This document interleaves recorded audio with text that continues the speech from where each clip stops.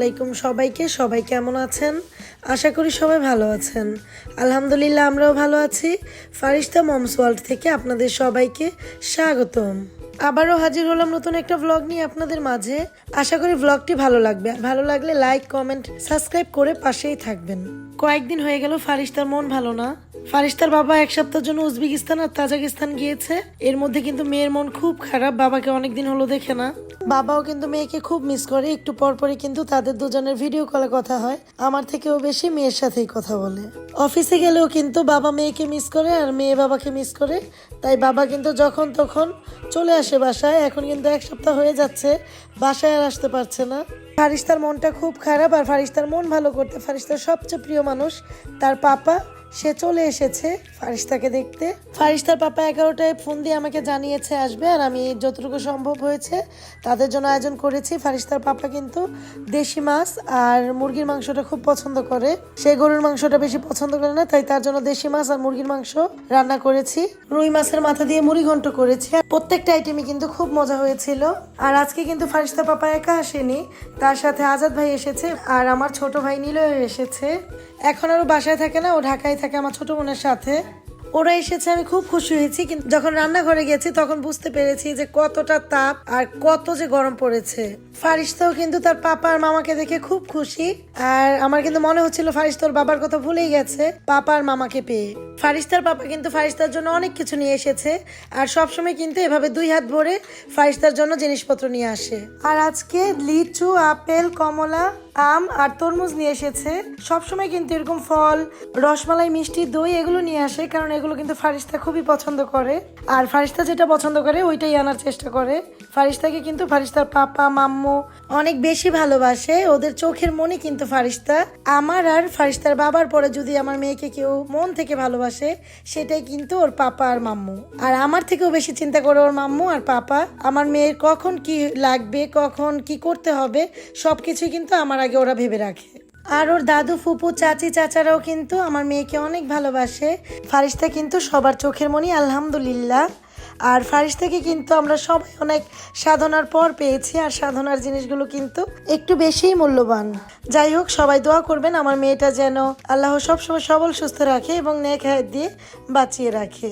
ফলগুলো খুব সতেজ আর সুস্বাদু ছিল, কিন্তু তরমুজটা একটুও ভালো লাগেনি। দেখতে খুব সুন্দর ছিল আর অনেক লালও ছিল, বাট মিষ্টি একটুও ছিল না, পানসে লাগছিল।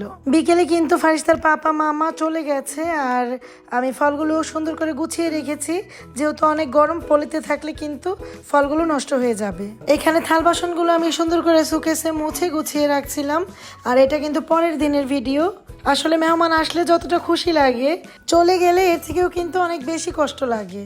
আমার বাসায় কিন্তু 2-1 দিন পর পরই মেহমান আসে, আর আমি এ নিয়ে কিন্তু অনেক খুশিও হই, কারণ মেহমান কন্যা সন্তান আর বৃষ্টি কিন্তু আল্লাহর রহমত।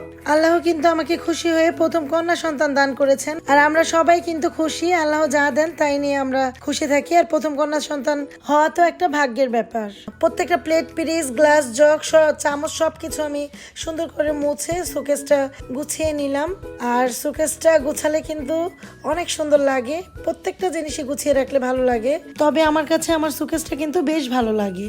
আর এই ছোট্ট সংসারটা আমি আর আপনাদের ভাইয়া মিলেই কিন্তু গুছিয়েছি। টুকিটাকি যা আছে সবকিছুই কিন্তু আমার আর আপনার ভাইয়ার পছন্দের।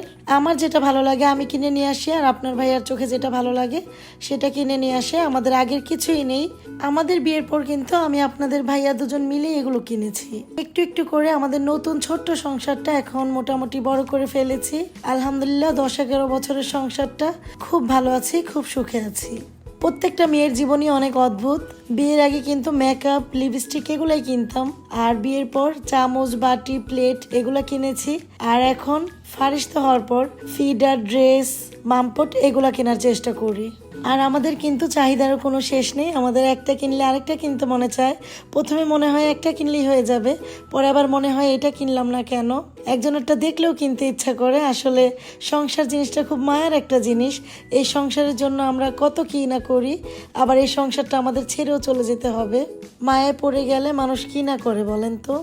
এই পৃথিবীর আমরা সবাই জানি আমাদের চলে যেতে হবে, তারপরেও আমরা এই মিছে মায়ের পিছনে দৌড়াই, কত সুন্দর করে আমাদের সংসারটা সাজাই ভবিষ্যতের চিন্তা করে, অথচ আমরা কেউই জানি না আমাদের কখন মৃত্যু হবে, কতটুকু সময় আমাদের কাছে আছে।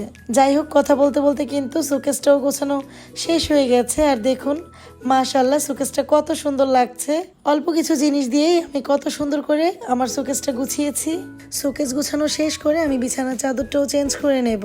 আর আজকে কিন্তু আপনাদের ভাইয়া আসবে সন্ধ্যাবেলা, তাই আমি সব রুমগুলোই সুন্দর করে গুছিয়ে ফেলবো। আপনাদের ভাইও পরিপাটি রাখতে এবং দেখতে খুব পছন্দ করে, আমিও চেষ্টা করি সবসময় পরিপাটি থাকতে। আর ফারিস্তা কিন্তু মাশাআল্লাহ এখন অনেকটাই বোঝে, ওর বয়স 22 মাস চলছে। আল্লাহর রহমতে ও কিন্তু অনেকটাই অ্যাক্টিভ। আর ও কিন্তু আমি কাজ করার সময় সব সময় আমার কাছাকাছি থাকে আর আমাকে খুব ডিস্টার্ব করে। সোফা গোছালে খাটে উঠে বসে পড়ে। আসলে এগুলো দেখতেও আমার ভালো লাগে, আর বারবার গোছাতেও আমার আলসেমি লাগে না। আমি যদি একটু রাগ করি ও কিন্তু বুঝে যায়, আর ও কিন্তু ওই কাজটা বারবার করে আর হাসতে থাকে। এত পাকনি হয়েছে পাকনি বুড়িটা। যাই হোক, আমার এই ছোট্ট রুমটা গোছানো হয়ে গেছে। আর এই রুমটা গোছাতে আমার বেশি ভালো লাগে। শুধু বেডটা গোছালেই হয়ে যায়, আর কোনো কিছুই গোছাতে হয় না। বাকি ফার্নিচারগুলো একটু মুছলেই হয়। ওই রুমে কিন্তু সেরকম কিছুই নেই। তারপরে আমি বেডরুমটা গুছাতে চলে এসেছি। আর বেডরুমটা কিন্তু সুন্দর করে গুছিয়েও নিয়েছি। আমি চাদরের নিচে একটা ওয়াল ক্লথ উল্টো করে বিছিয়ে দিয়েছি, যেন ফারিস্তা শীষ করলে তোষকটা নষ্ট না হয়। আর এভাবে বিছিয়ে দিলে কিন্তু চাদরটাও কম ভরায়, অতটা কুচকে যায় না। আর এই উল্টো করা ক্লথের উপরে কিন্তু শীষ করলে যদি কাঁথা বা কোনো ন্যাকড়া দিয়ে মুছে ফ্যান ছেড়ে দেওয়া হয়, তাহলে কিন্তু 5 মিনিটের মধ্যেই জায়গাটা শুকিয়ে যায় আর আগের মতোই মনে হয়। আর আমাদের যেহেতু ছোট বাচ্চা আছে, আমাদের কিন্তু এটাই স্বাভাবিক, আমাদের ঘরে ওরা শীষ করবেই। তাই আমাদের যতটুকু সম্ভব সবকিছু একটু সেভে রাখাই উচিত। যাই হোক, ফারিস্তা এ ফাঁকে কিন্তু অনেক বড় একটা দুষ্টুমি করে ফেলেছে। অনেকগুলো পাউডার ফেলে নিজের গায়ে মেখে নিয়েছে। স্নো আর পাউডার দেখলে কিন্তু আমার ফারিস্তার আবার মাথা ঠিক থাকে না, ফেলবেই, নষ্ট করবেই আর গায়ে মাখবে। এই তো আমার লক্ষ্মী বাচ্চাটা, আমি কাজ করছি আর আমার বাচ্চাটা কিন্তু সুন্দর করে একটা পুতুল নিয়ে খেলছে।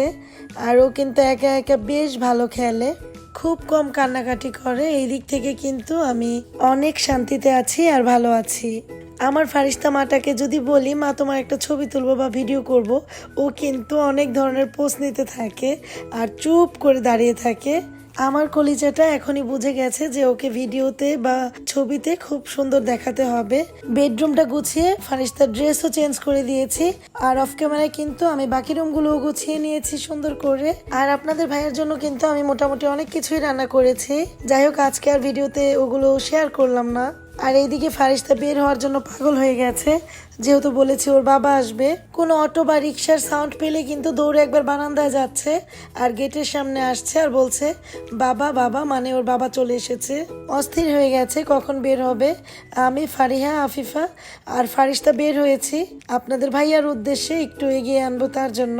বাট এখন তো বিকাল, এখনো আসার কোনো নামগন্ধই নেই। সে তো এসেছে সন্ধ্যার কিছুক্ষণ আগে। আমরাও ঘুরে বাসায় চলে এসেছি আর আপনাদের ভাইয়াও কিন্তু এসে হাজির। ফারিস্তার বাবা কিন্তু প্রচন্ড টায়ার্ড, কারণ সে কিন্তু একটা দেশ নয় 2টা দেশ ঘুরেছে, উজবেকিস্তান আর তাজিকিস্তান। একটা সপ্তাহের মধ্যে 2টা দেশ, জার্নিটা একটু বেশি হয়ে গেছে। তবে সমস্যা নেই, একটু রেস্ট নিলেই ঠিক হয়ে যাবে ইনশাল্লাহ। ফারিস্তার বাবা ফারিস্তার জন্য অনেক কিছু এনেছে, পরবর্তী ভিডিওতে আপনাদের সাথে শেয়ার করব। আসসালামু আলাইকুম, আল্লাহ হাফেজ।